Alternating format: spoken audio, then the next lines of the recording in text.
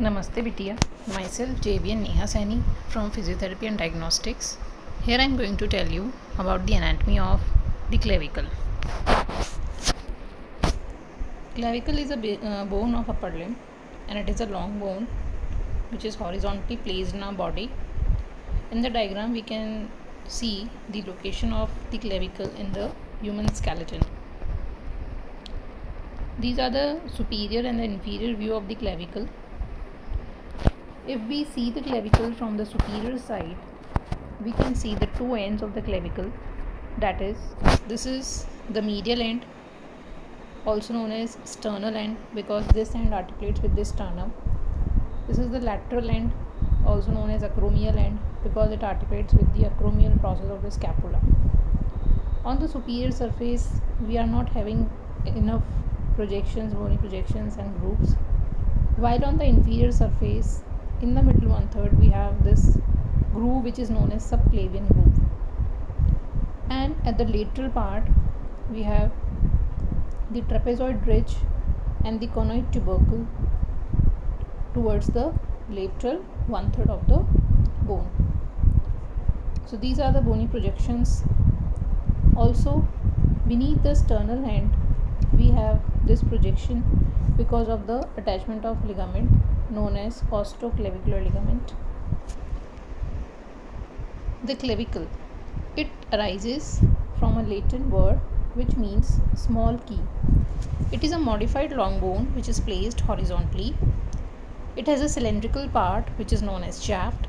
The two ends which we have discussed, that is the medial and the lateral end. Medial end articulates with the clavicular notch of the manubrium sterni to form the sternoclavicular joint. So here we can see the sternoclavicular joint which is marked by the red circle. Medial end of the clavicle is articulating, and at the lateral end the clavicle articulates with the acromion process of the scapula at the acromioclavicular joint. This joint is also highlighted in this image. So this is the articulation of the clavicle. The collarbone, medially it is articulating with the sternum and laterally with the acromion process of the scapula.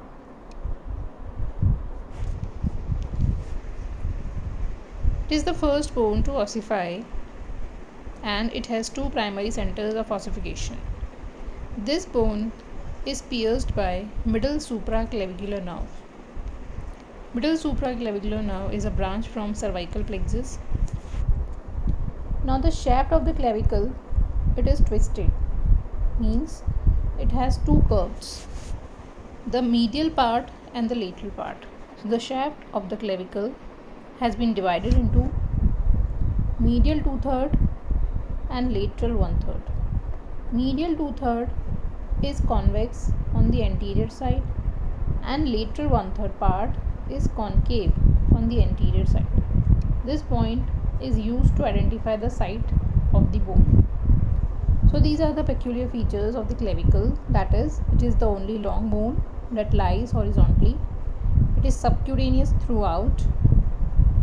Whole of the length of this clavicle can be felt in the through the skin. That is why it is written over here is that it is subcutaneous throughout. It is the first bone to start its ossification. It is the long bone which ossifies membranous. Normally the long bones shows cartilaginous ossification, but in the case of clavicle, which is a long bone, it shows a membranous ossification. So it is the long bone which has two primary centers of ossification. Normally there is only one primary center of ossification, but in case of clavicle there are two centers of ossification. And also it is pierced by middle supraclavicular nerve. This bone supports the shoulder so that the arm can swing clearly away from the trunk. This is the function of the clavicle. It also receives the weight of the upper limb via lateral 1/3 to the coracoclavicular ligament and transmits the weight of the upper limb to the axial skeleton via medial 2/3 part. So here we can see the two ends, the sternal end and the acromial end, and in between them we have the shaft. Shaft has two curves that is medial 2/3 and lateral 1/3. The medial 2/3 is convex anteriorly and lateral 1/3 part is concave anteriorly. The opposite is the same for the posterior part. On the inferior surface, we have the impression for costoclavicular ligament, and in the middle 1/3 we have the subclavian groove, and on the lateral part we have conoid tubercle medially and trapezoid bridge laterally. Now the side determination of the bone. For this we have to hold the bone in the anatomical position, and the anatomical position is that the lateral end, which is flat, it is directed laterally, and the medial end, which is quadrangular, it is directed medially, and the shaft is curved, that is medial 2/3 part is convex from the anterior side and lateral 1/3 part is concave from the anterior side, and the inferior surface is grooved longitudinally in the medial part. So this determines the side of the bone. Lateral 1/3 part of the bone has two borders, that is anterior and the posterior border. Anterior border is concave forward and posterior border is convex backward. Lateral 1/3 part has two surfaces, that is superior and the inferior surface, and the inferior surface bears conoid tubercle and the trapezoid ridge. The origin in the anterior border of the lateral 1/3 part is for the deltoid, and insertion on the posterior border has the insertion of trapezius. The conoid tubercle and trapezius ridge gives attachment to the coracoclavicular ligament. So in the diagram we can see the attachments on the lateral part, lateral 1/3 of the clavicle, the anterior border and the posterior border, and this is the inferior surface of the lateral 1/3. Then the medial 2/3 part. Medial 2/3 part of the clavicle has four surfaces, that is anterior, which is convex, posterior concave and smooth, and superior, which is rough, and inferior has rough oval impression. The lateral half of the inferior surface has the subclavian groove, and there is nutrient foramen lies at the lateral end of this groove. Anterior surface gives origin to the pectoralis major. Half of the rough superior surface gives origin to the clavicular fibers of the sternocleidomastoid, and the oval impression on the inferior surface gives attachment to the costoclavicular ligament. Posterior surface close to medial end gives origin to sternohyoid muscle. So in the diagram we can see the attachments on the medial part. So this is the superior view, in which we can see the superior surface is giving origin to the fibers of clavicular fibers of the sternocleidomastoid. Anterior surface gives attachment to the pectoralis major, and inferior surface we have the attachment of costoclavicular ligament, and behind that the origin of sternohyoid muscle. Now the subclavian groove is for the insertion of subclavius muscle, which is a muscle of your pectoral region, and subclavian vessels and cords of brachial plexus pass towards the axilla lying between the inferior surface of the clavicle and the upper surface of the first rib.